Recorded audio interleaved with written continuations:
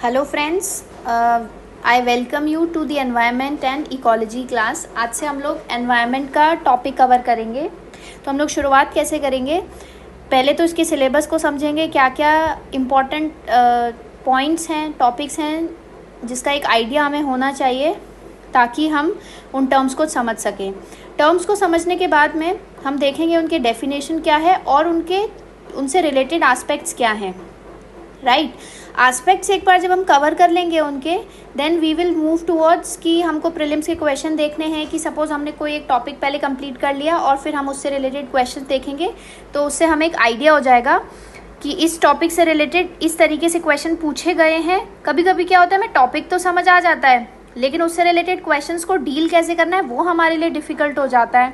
And with time environment and ecology के question बहुत difficult होते जा रहे हैं। सम क्वेश्चंस आर इजी लेकिन कुछ क्वेश्चंस हैं जो डिफ़िकल्ट होते जा रहे हैं। तो उसके लिए हमें कॉन्सेप्ट को भी समझना है और साथ में प्रैक्टिस भी करनी है। And after some time prelims के क्वेश्चंस देखने के बाद, एक अच्छा सिलेबस कवर करने के बाद में हम लोग मेंस के क्वेश्चन को भी देखेंगे ताकि हम धीरे धीरे अपनी आंसर राइटिंग प्रैक्टिस को भी डेवलप कर सकें। तो without further delay let's start. तो हम लोग बेसिकली एनवायरनमेंट एंड इकोलॉजी के बारे में पढ़ेंगे, जिसे बेसिकली पर्यावरण और परिस्थिति की भी बोला जाता है। अब इसमें मैं आपको समझाऊंगी इंग्लिश में, मोस्टली जो एक्सप्लेनेशन होगा वो हिंदी में भी होगा और कभी कभी इंग्लिश का यूज़ भी आ जाएगा ताकि दोनों तरीके के, दोनों लैंग्वेजेस वाले बच्चों को कंफर्टेबल हो। तो आप लोग को ये प्रॉब्लम फेस करने की ज़रूरत नहीं है कि केवल इंग्लिश में है या केवल हिंदी में है। आप लोग बस अपना अटेंशन रख के पढ़िए so that each and every term जो मैं समझा रही हूँ समझने के तौर पे पढ़िए। उसका जो सोर्स होगा वो भी मैं आपको साथ ही साथ बताऊँगी आपने कहाँ से पढ़ना है, लेकिन पहले समझिए, उसके बाद उसका जो सोर्स है उसके पास जाइए ताकि समझने के बाद जब आप रीड करेंगे तो आपको वो और अच्छे से समझ में आ जाएगा। जनरली होता क्या है कि हम एक एनसीईआरटी लेते हैं और हम अपनी एक रेफरेंस बुक लेते हैं, जैसे श्रीराम आईएएस है, शंकर आईएएस है एनवायरनमेंट की। तो व्हाट वी डू इज़, थोड़ा एनसीईआरटी का जब हम देखते हैं और जब शंकर आईएएस का पढ़ते हैं ना, तो दोनों में थोड़ा थोड़ा सा डिफरेंट दिया हुआ है, जो एक सीक्वेंस है। तो आप लोगों ने क्या करना है, पहले समझो, समझने के बाद आई एग्जैक्टली टेल यू इस पेज पे जाना है, इस पेज पे इस वाले टॉपिक को पढ़ो समझने के बाद, तो आपको वो जल्दी समझ में आएगा। तो आगे बढ़ते हैं। अब इसमें देखो आप सिलेबस, प्रीलिम्स और मेंस। तो इसमें अगर हम प्रीलिम्स की बात करें तो एनवायरनमेंट एंड इकोलॉजी के जनरल इश्यूज़ के बारे में हमें पढ़ना है, बायोडाइवर्सिटी के बारे में पढ़ना है, क्लाइमेट चेंज के बारे में पढ़ना है। किसी भी सब्जेक्ट यहाँ पे स्पेशलाइजेशन है, किसी भी सब्जेक्ट का स्पेशलाइजेशन या बिल्कुल स्पेसिफिकेशंस में जाने की ज़रूरत नहीं है। आपको टर्म समझना है, टर्म का डेफिनेशन देखना है और वो डेफिनेशन का प्रैक्टिकल यूज़ कहाँ पे हो रहा है, उतना आपके लिए सफिशिएंट है।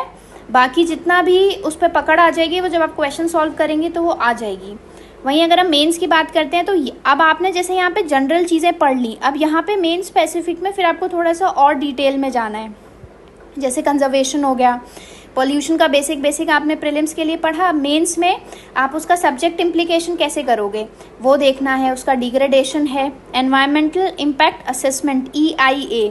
अब हम फ्यूचर में जब भी इसको यूज़ करेंगे तो I will be using the word EIA for environmental impact assessment.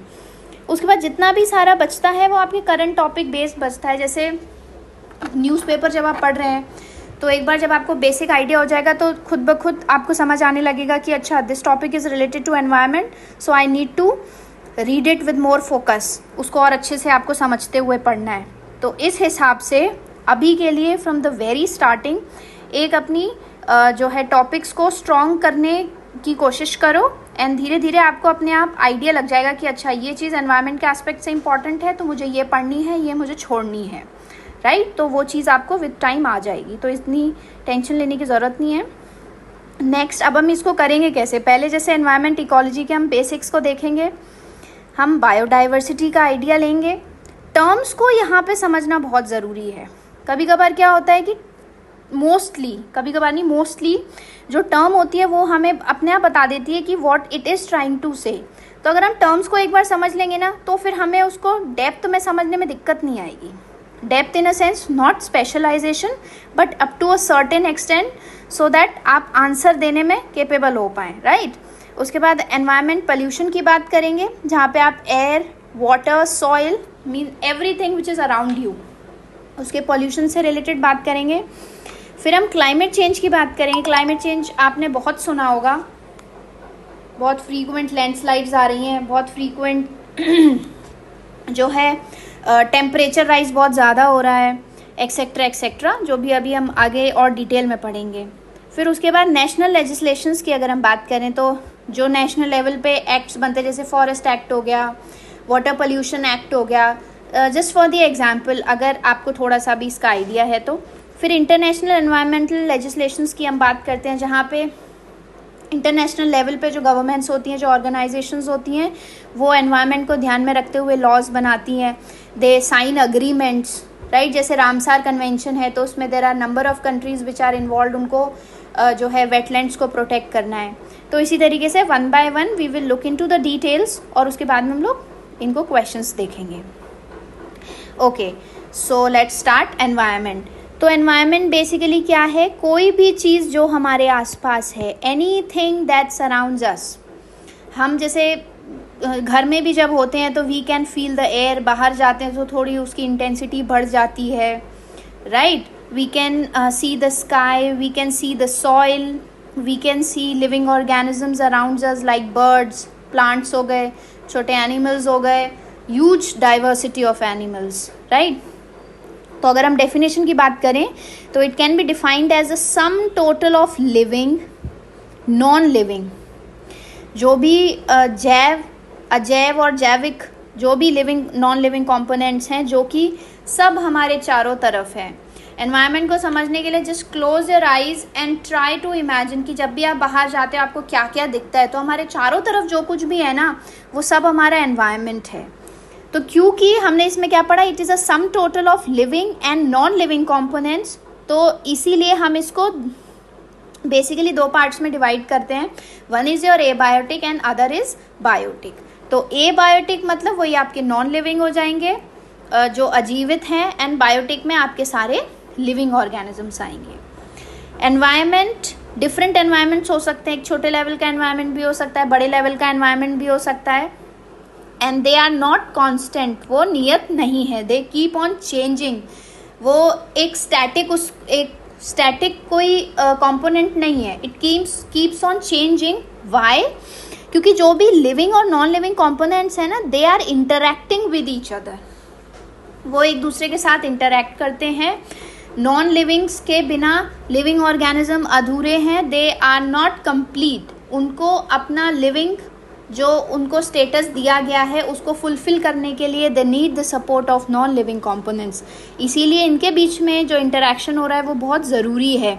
और आगे हम पढ़ेंगे कि how they are interacting and the place where they are interacting is known as habitat. जहाँ पे वो रह रहे हैं तो वो कैसे आपस में एक दूसरे के साथ इंटरैक्ट कर रहे हैं। तो ये सब बिल्कुल बेसिक इन्फॉर्मेशन थी एनवायरनमेंट से रिलेटेड। आगे बढ़ते हैं। अब है इकोलॉजी। तो इकोलॉजी जो है, अर्नस्ट हैकेल एक साइंटिस्ट थे जिन्होंने 1866 में इस टर्म को कॉइन किया था। According to him it is the scientific study of relationship of living organisms with each other and their environment. जैसे अभी हमने एनवायरनमेंट में क्या पढ़ा था, हमारे चारों तरफ जो कुछ भी है that is environment. Ecology basically क्या है, जो ऑर्गेनिजम्स आपस में इंटरैक्ट कर रहे हैं। लिविंग ऑर्गेनिज्म के साथ इंटरैक्ट कर रहे हैं, नॉन लिविंग ऑर्गेनिज्म के साथ इंटरैक्ट कर रहे हैं। बेसिकली ये एक स्टडी हो गई कि एनवायरनमेंट में जो भी कंपोनेंट्स हैं वो एक दूसरे के साथ इंटरैक्ट कैसे कर रहे हैं। तो इस इंटरैक्शन की जो स्टडी है उसको हम बोलते हैं इकोलॉजी। तो बेसिकली ये टर्म आई कैसे है, इकोलॉजी बना है ओइकोस और लॉजी से। तो oikos basically refers to the word home और लॉजी का मतलब होता है स्टडी। अब जैसे हम पढ़ते हैं ना, बायोलॉजी पढ़ते हैं, तो बायोलॉजी में क्या है, bio means living, logy means study. तो सिमिलरली यहाँ पे oikos means home and logy means study. तो जब भी आप किसी होम की स्टडी करते हो और you study a place where the living organisms are living and interacting with each other, right. तो ये हमें बताती है कि जो भी ऑर्गेनिजम्स हैं, how they are interacting with their environment. I hope this is clear to all. I am repeating again, ecology क्या है? ये एक साइंटिफिक स्टडी है किसकी? जो भी ऑर्गेनिजम्स एनवायरनमेंट में रह रहे हैं, वेदर दे आर लिविंग और नॉन लिविंग, वो आपस में इंटरैक्ट कैसे कर रहे हैं। I hope this is clear to all. उसके बाद अब हम इकोलॉजी में लेवल्स ऑफ ऑर्गेनाइजेशन देख रहे हैं। तो बेसिकली अगर आप किसी भी बुक्स में देखोगे तो आपको 3 क्लासिफिकेशन मिलेंगे, इंडिविजुअल, पॉपुलेशन, कम्युनिटी, राइट। आपके एनसीईआरटी में means there is another edition, bio, मतलब उसको बेसिकली 4 पिलर्स ऑफ ऑर्गेनाइजेशन बताया गया है।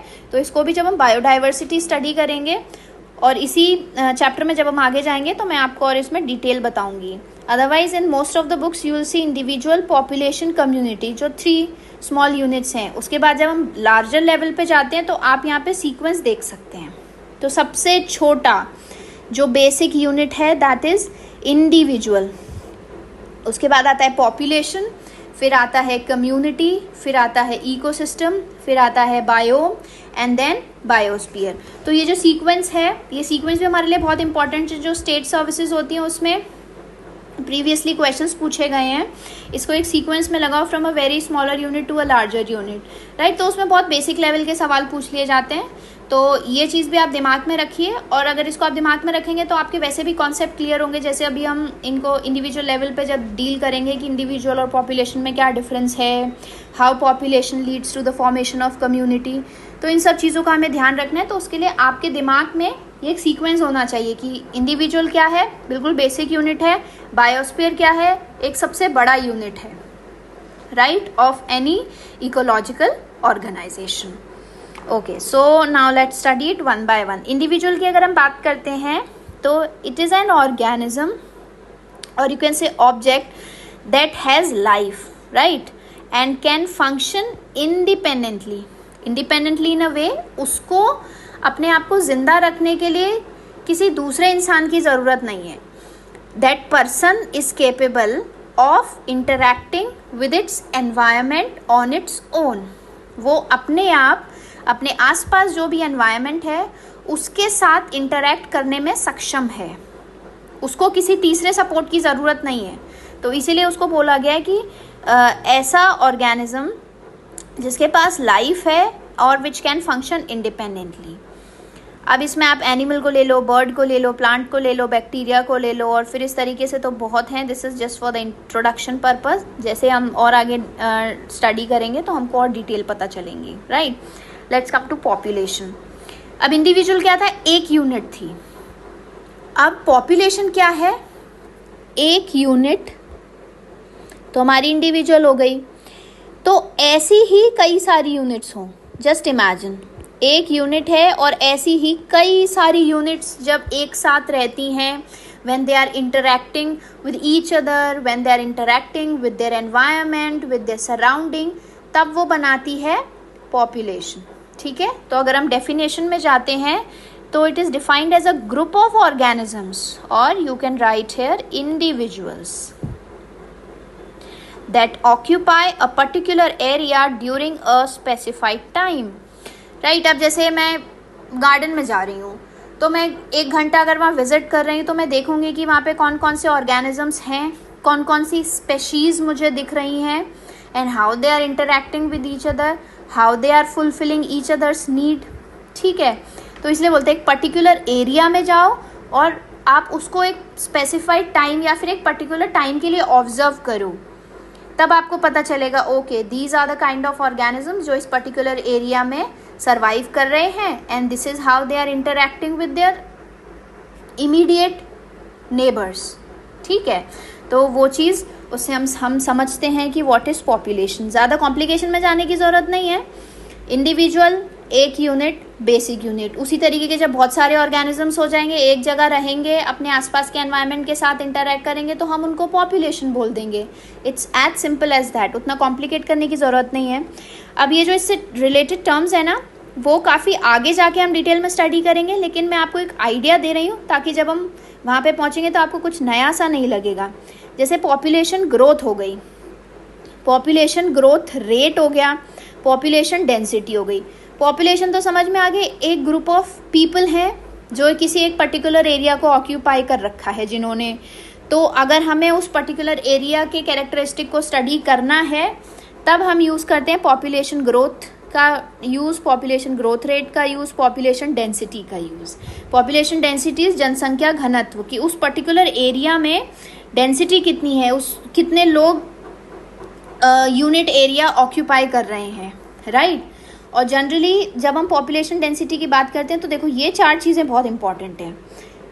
आपका इमिग्रेशन, नेटैलिटी, इमाइग्रेशन, मोर्टेलिटी। इसको जब हम आगे पढ़ेंगे तब आपको और डिटेल में पता चलेगा। अभी बस एक बेसिक सा आइडिया आपको दे रही हूँ। नेटैलिटी मीन्स जब भी न्यू ऑर्गेनिज्म बॉर्न होता है तो डेफिनेटली कोई भी जब ग्रुप में नया ऑर्गेनिज्म आएगा तो it will add to the population density. अगर 50 लोग एक एरिया में रह रहे हैं and they are producing their offsprings, right, वो रिप्रोड्यूस कर रहे हैं, तो डेफिनेटली अगर 50 लोग जब रिप्रोड्यूस करेंगे तो इन अ ईयर और 2 ईयर टाइम अगर 10 लोग भी वहाँ पे नए पैदा हुए हैं तो definitely it will add to the population density. तो इसीलिए हम पॉपुलेशन डेंसिटी में जब भी नेटैलिटी की बात करते हैं तो we use the symbol plus, that natality leads to the increase in population density. Similarly अगर आप मोर्टेलिटी की बात करें तो you can see that I have used the symbol minus. Minus mortality क्या होती है? डेथ। तो जैसे कि अब उस पर्टिकुलर ग्रुप से अगर 10 लोगों की डेथ हो रही है तो केवल 40 पीपल आर देयर, तो डेफिनेटली रिडक्शन हुआ पॉपुलेशन डेंसिटी में, तो इसलिए we are using the symbol minus. उसके बाद हम we are using the term immigration, anything which is coming from outside. Natality क्या हो गया? जो ऑर्गेनिज्म ऑलरेडी रह रहे हैं when they are reproducing the new offsprings, जब वो नए ऑर्गेनिज्म पैदा कर रहे हैं then it leads to population density, increase in the density. Immigration क्या होता है कि मैं तो अभी एक एरिया को ले रही हूँ, एरिया ए, दूसरा है एरिया बी। सपोज यहाँ पे कुछ भी हो गया, बाढ़ आ गई, ज़्यादा बारिश हो गई या ड्रॉट हो गया, तो यहाँ के लोग अब इनके पास रिसोर्सेज नहीं है to survive, so they are moving in to the new area, area A which is new for them. तो अगर इस पर्टिकुलर एरिया में, एरिया बी में सपोज 100 लोग थे, तो अगर ये लोग भी यहाँ पे आ जाएंगे तो यहाँ एड ऑन तो करेंगे ना, तो इसलिए माइग्रेशन पे we are using the symbol plus. तो this is adding to the population density. उसके बाद अगर हम पॉपुलेशन डेंसिटी की बात करते हैं एक और एस्पेक्ट, तो दैट इज ई माइग्रेशन। तो ई मीन्स एग्जिट, गोइंग, कहते हैं ना इनकमिंग आउटगोइंग, तो immigration is incoming, emigration is outgoing. तो जो लोग यहाँ पे अब कोई दिक्कत हो गई, अब सपोज से फॉर एग्जांपल कोई एक पर्टिकुलर स्टेट है, अब वहाँ से लोग जो हैं अपने जॉब के चक्कर में, पढ़ाई के चक्कर में they are migrating to other state, तो क्या होगा वहाँ पे हमने एक पर्टिकुलर टाइम पे, now you come to this term specified time, एक पर्टिकुलर टाइम पे हमने देखा था वहाँ 50 लोग हैं, लेकिन 6-7 थे जो पढ़ाई के चक्कर में चले गए, 7-8 थे जो आपके नौकरी के चक्कर में दूसरी जगह पे चले गए, तो क्या होगा अब आपके पास 30-35 लोग बचे हैं, तो there is a reduction in the population density. तो इसीलिए we are using the term emigration for this. तो ये जस्ट बेसिक सा इंट्रोडक्शन है, इतना इमेज आपके दिमाग में होना चाहिए। पॉपुलेशन डेंसिटी क्या है, जनसंख्या घनत्व क्या है, कौन सा फैक्टर है जो पॉपुलेशन डेंसिटी में एड ऑन कर रहा है, कौन से फैक्टर्स हैं जो पॉपुलेशन डेंसिटी को रिड्यूस कर रहे हैं। बस ये एक बेसिक आइडिया रखिए। Now let's come to the community. अभी हमने क्या देखा था,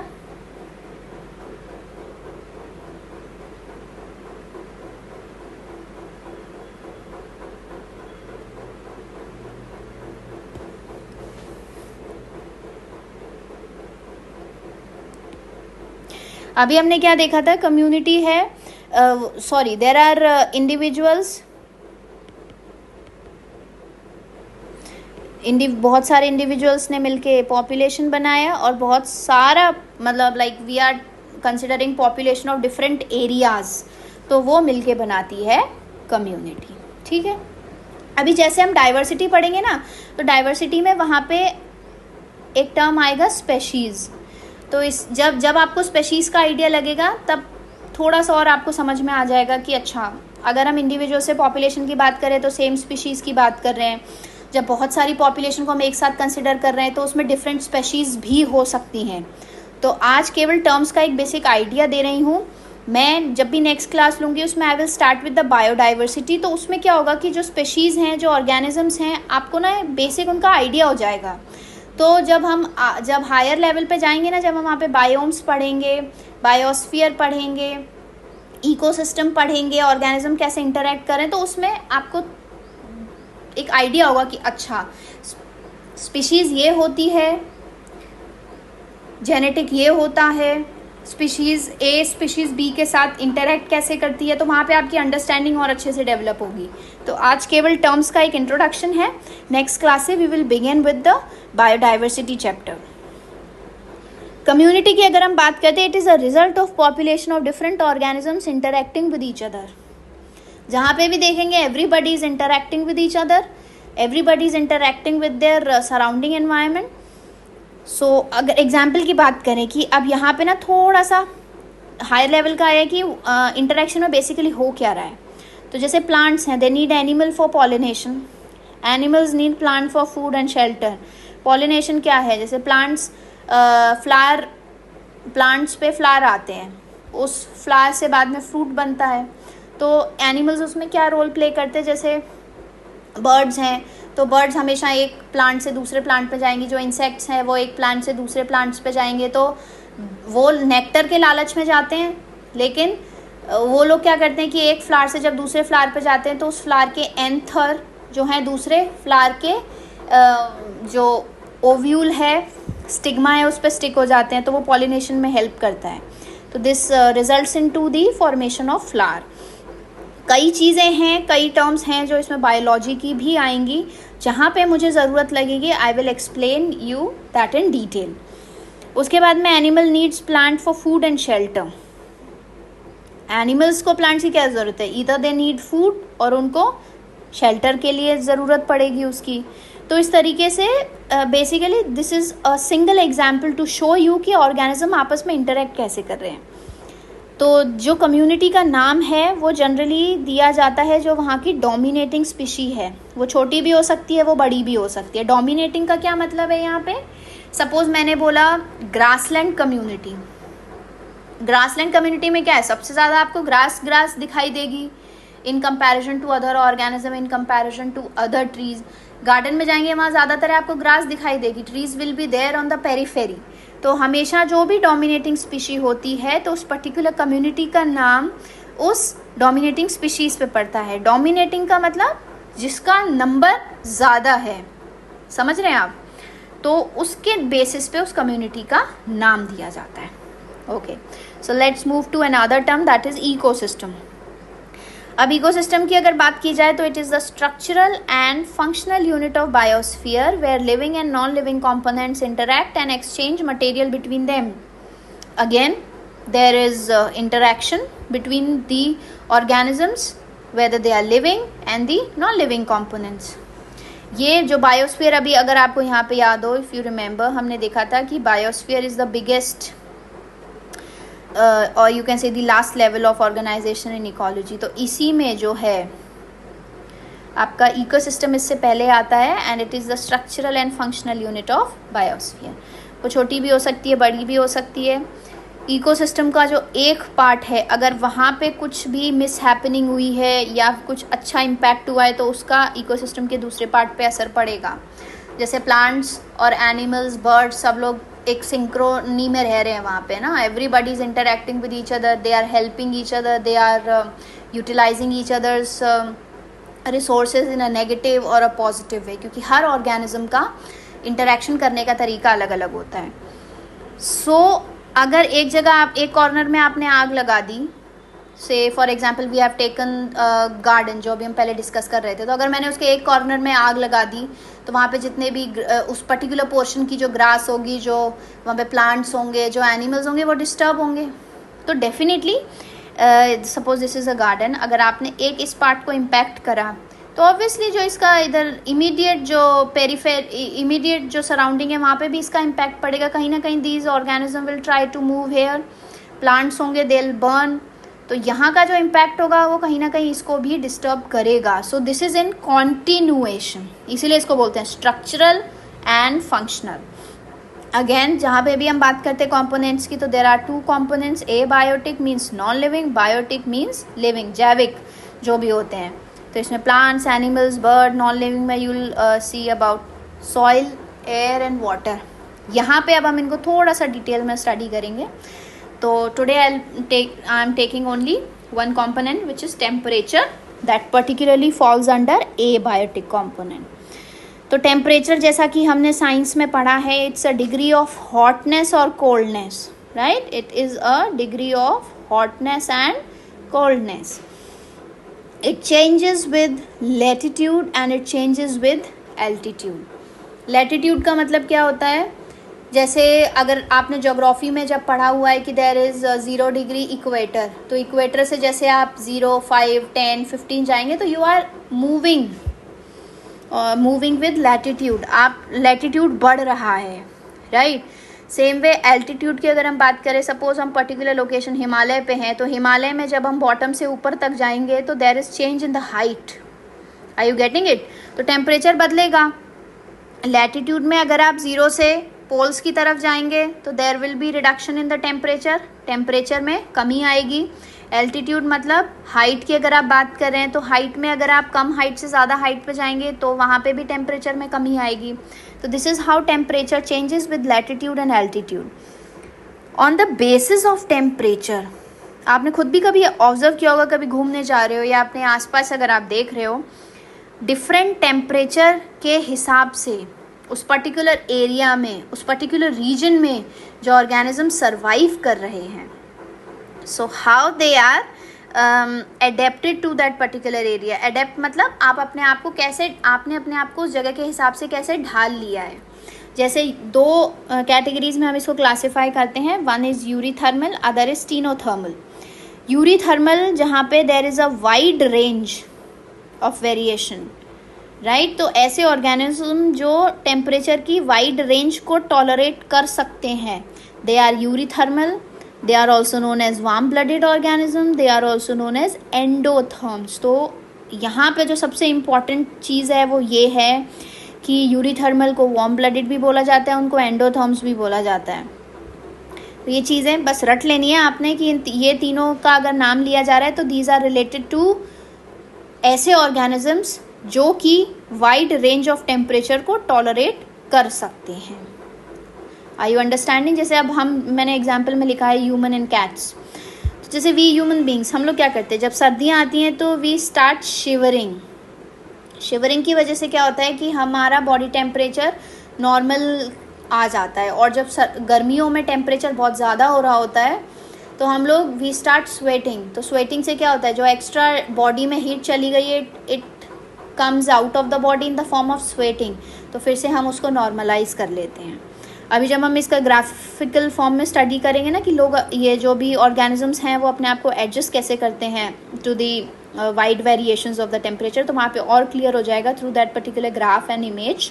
अभी के लिए आपने क्या याद रखना है, ऐसे ऑर्गेनिजम्स जो कि वाइड रेंज ऑफ टेम्परेचर्स को टॉलरेट कर सकते हैं, सर्वाइव कर सकते हैं, they are known as eurythermal और वार्म ब्लडेड और एंडोथर्म्स. इसी के कॉन्ट्रास्ट में ऐसे ऑर्गेनिजम्स जो केवल नैरो रेंज ऑफ टेम्परेचर्स को टॉलरेट कर सकते हैं, मतलब ज़रा सा टेम्परेचर फ्लक्चुएशन हुआ वो अपनी जगह बदल लेते हैं, या उनका जो कहते हैं ना एडेप्टेशन कम्स इनटू प्ले, वहाँ पे फिर वो डिफरेंट तरीके से अडेप्ट करते हैं, स्किन में चेंजेस आ जाते हैं. तो वो भी सब हम आगे स्टडी करेंगे. आज के लिए you just need to remember, you need to learn these terms. Narrow range को जो टॉलरेट कर पाते हैं they are stenothermal. Steno means narrow, eury means wide, तो they are opposite to each other. Steno are also known as cold blooded. They are also known as ectotherms. They are also known as ectotherms. तो आपका fish, few reptiles, they are part of this. तो जब हम detail में study करेंगे तो I will give you the specific examples कि अच्छा जैसे ये वाला फिश है तो what it does if there is a narrow range of temperature. This particular cat और this particular mammal what it does अगर उसको वाइड रेंज ऑफ टेम्परेचर मिल जाता है। तो जैसे मैंने ह्यूमन का एग्जांपल आपको बताया which is easy to understand, sweating हो रही है, शिवरिंग हो रही है। बाकी ऑर्गेनिज्म कैसे एडजस्ट करते हैं तो उसको हम नेक्स्ट क्लास में जब स्टडी करेंगे मैं आपको ग्राफ्स के थ्रू समझाऊंगी। टिल देन जो भी टर्म्स समझाई गई है just go through them once, terms को समझो, 2-3 बार नाम लो, ताकि आपको जिन्होंने पहले से पढ़ रखा है उनको तो आइडिया होगा, लेकिन जो लोग पहली बार देख रहे हैं तो please go through the terms. थोड़ा टर्म्स के साथ फैमिलियर हो जाओगे ना तो आगे का पढ़ने में दिक्कत नहीं आएगी, क्योंकि सब कुछ जो होता है ना वो टर्म्स में हिडन होता है। तो बस एक बार just go through this and what I would advise is कि जब भी मैं पढ़ा रही हूँ या जो कुछ भी मैं मुंह से बोल रही हूँ, most of the time I am trying to write whatever I am saying, but in case if I miss something writing तो आप ना रिटन नोट्स बनाओ। देखो जनरली क्या होता है, हम लोग जब तैयारी शुरू करते हैं बीट स्टेट सिविल सर्विसेज और दी यूपीएससी एग्ज़ाम्स और बीट एनी अदर एग्ज़ाम, हम जितना अच्छे से अपने नोट्स के थ्रू समझ सकते हैं ना, हम किसी दूसरे इंसान के नोट्स से उतना अच्छे से नहीं समझ सकते। तो इट इज़ बेटर जब आपको समझाया जा रहा है you keep on writing down, उस समय नहीं टाइम मिल रहा है तो बाद में आप वीडियो पॉज करके और I will try to provide the PDF of this so that जो कुछ भी आपको पढ़ाया जा रहा है ना उसको जॉट डाउन कर लो। वैसे भी इतना कुछ नहीं आपको मिलेगा कि इतना सारा लिखने में जान निकल जाए, थोड़ा थोड़ा सा पढ़ाया जाएगा, उसको पढ़ो, समझो। सबसे पहली बात मैं यही कहूँगी, समझो समझो समझो, समझने के बाद में यू स्टार्ट राइटिंग। और कभी भी NCERT मत खोल के देखो पहले, and don't try to match कि अच्छा ये पढ़ा रही है, ये तो इसमें इधर दिया हुआ है, इन्होंने पहले पढ़ा दिया है। तो मैं आपको एक प्रॉपर सीक्वेंस में पढ़ाऊंगी ताकि आप टर्म्स को कोरिलेट कर पाओ, कॉन्सेप्ट को कोरिलेट कर पाओ। आप रेफरेंस बुक में जाओगे आपको अलग सीक्वेंस मिलेगा, NCERT में जाओगे अलग सीक्वेंस मिलेगा। तो मैं जो भी चीज़ पढ़ाऊंगी I will mention the page number of that particular source. अब जैसे जो शंकर IAS अब जितना मैंने पढ़ाया है, यू रीड जो भी आपकी पहली यूनिट है, इकोलॉजी की एनवायरनमेंट की जो पहली यूनिट है, उसके आप फर्स्ट 3-4 पेजेस देखिए, आपको एक बेसिक आइडिया मिल जाएगा, राइट। आपको अगर NCERT भी देखनी है तो यू कैन चेक जो भी क्लास 12th के जो लास्ट वाली यूनिट में 4 चैप्टर्स हैं, तो उसमें जो आपका ऑर्गेनिजम्स एंड पॉपुलेशन वाला चैप्टर है उसको देखिएगा, उसके पहले 2 पेजेस पढ़िएगा। आज का काम बस इतना ही है, पहले तो जो पढ़ाया गया है जस्ट रिवाइज दैट, उसको रिवाइज करने के बाद में आप सोर्सेज के पास जाइए, तो आपके लिए बहुत इजी होगा उसको कोरिलेट करना, एंड आपको बार बार फिर रटना नहीं पड़ेगा। अगर आप 2 बार इस चीज़ को कर लोगे ना और एक बार नेक्स्ट क्लास में आने से पहले जस्ट पेज पलट के देख लिया, अच्छा मैंने ये टर्म्स पढ़ा था, इसमें ये चीज़ें पढ़ी थी, तो आज का बहुत बेसिक था, कुछ कॉम्प्लिकेटेड नहीं था। हाँ, लेटर ऑन क्लासेस में थोड़ा सा चीज़ें अब कॉम्प्लिकेट होती चली जाएंगी, क्योंकि आज केवल बेसिक इंट्रोडक्शन था। तो जब भी नेक्स्ट टाइम आएंगे प्लीज़ कीप ऑन रिवाइजिंग।